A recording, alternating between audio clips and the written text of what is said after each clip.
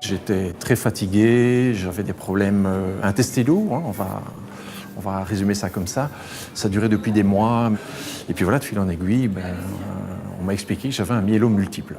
Comment est-ce que j'ai réagi? C'est tout simple, je suis tombé dans les pommes, voilà. J'ai eu des douleurs à la colonne vertébrale et suite à une radio, on s'est aperçu qu'il y avait une fracture spontanée d'une vertèbre. Les symptômes, en fait, ça a été des douleurs importantes dans le dos, dans une vertèbre. On a découvert que j'avais 9 de tension.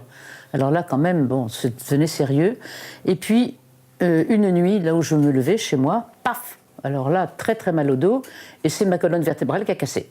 Un degré de fatigue que je n'ai jamais connu, le moindre effort m'épuisait. Et sur une prise de sang, je dirais, une interrogation du médecin généraliste, une première prise de sang avec recherche de la vitesse de sédimentation, et là, 140 à la première.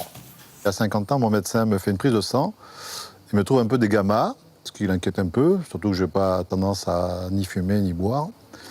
Et il a décidé d'aller plus loin, de faire une électrophorèse, on décèle un pic monoconal de type lambda.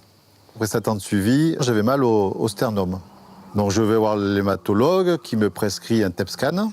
Et 1 mois et demi après, je reçois un courrier de mon hématologue qui dit que j'avais un plasmocytome et qu'il fallait que je le voie d'urgence pour attaquer le protocole de soins. En me relevant d'une chaise, brusquement, j'ai eu une douleur vive dans les côtes. Au scanner, le docteur là m'a pris et puis il m'a dit « Vous devez être fatiguée, madame ». Il m'a montré sur son ordinateur en faisant des gros plans. Et là, j'ai commencé à comprendre que c'était effectivement sérieux. On a découvert ma maladie parce que lors d'un éternuement assez violent, j'ai eu une fracture de 2 côtes. Ça faisait quelque temps que je trouvais que j'étais essoufflé dans les escaliers, que bon, c'est l'âge. Un matin, je n'ai pas pu me lever. J'étais épuisée, ça faisait déjà quelque temps que j'étais très fatiguée.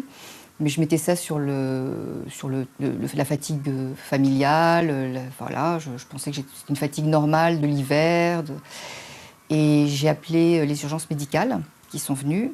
Il a pris ma tension, j'avais une très forte tension. Il m'a dit, écoutez, je ne sais pas ce que vous avez, mais je vais vous faire une prise de sang. Le laboratoire est venu. 2 heures après, l'urgentiste me rappelle en me disant, écoutez, il y a un problème avec vos reins, ils ne fonctionnent plus qu'à 20%. Quand j'ai compris ce qu'était le myélome, en fait, je me suis dit, non, c'est pas possible, je suis trop jeune, ça ne m'arrivera pas à moi.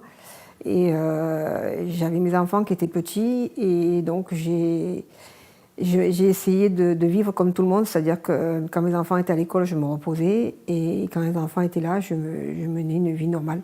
Personne ne s'était aperçu que j'ai fait une sortie d'une autogreffe où, quand j'allais chercher les petits à l'école, je mettais ma perruque, et j'ai vécu... J'ai essayé de le faire voir le moins possible parce que je me disais non, je rentre pas dans le cadre. Au moment de l'annonce, il faudrait aussi qu'il y ait une prise en compte de l'aidant. On ne sait pas, et je crois qu'on ne se donne pas le droit d'aller demander de l'aide. On est fatigué, c'est pas grave, on fait avec. Le principal, c'est d'être là, disponible 24 heures sur 24 pour son conjoint. Le myélome est une maladie de la moelle osseuse, cet organe diffus inséré entre les travées de nos os qui fabrique les cellules de notre sang, les globules blancs, les globules rouges et les plaquettes. Le myélome atteint des globules blancs très particuliers de la moelle osseuse, appelés plasmocytes. Le plasmocyte, il sert à quoi? À former les anticorps. Vous êtes en contact avec le virus de la grippe, ça va stimuler des plasmocytes spécifiques de la grippe qui vont former des anticorps pour se défendre contre la grippe. Dans le myélome, ces plasmocytes deviennent cancéreux. Et en fait, ils vont produire un anticorps qu'on appelle une immunoglobuline qui va être sécrétée à des taux très importants. Le myélome est une maladie dite clonale car tous les plasmocytes issus d'une même cellule fabriquent le même anticorps ou immunoglobuline. Cette caractéristique est un des éléments clés du diagnostic que l'on identifie dans le sang par l'apparition d'un pic à l'électrophorèse des protéines. Donc en fait, ces immunoglobulines ou anticorps sont formés de 2 chaînes lourdes et 2 chaînes légères qui sont associés. On a plusieurs types de myélomes. Donc les myélomes qui vont sécréter des immunoglobulines de type A, les IgA, ou les IgG. Les IgG sont plus fréquentes, 65% des patients, les IgA 15 à 20%. C'est la structure de l'immunoglobuline qui est un peu différente, mais ça ne change rien sur l'agressivité de la maladie, sur comment on va la suivre, etc.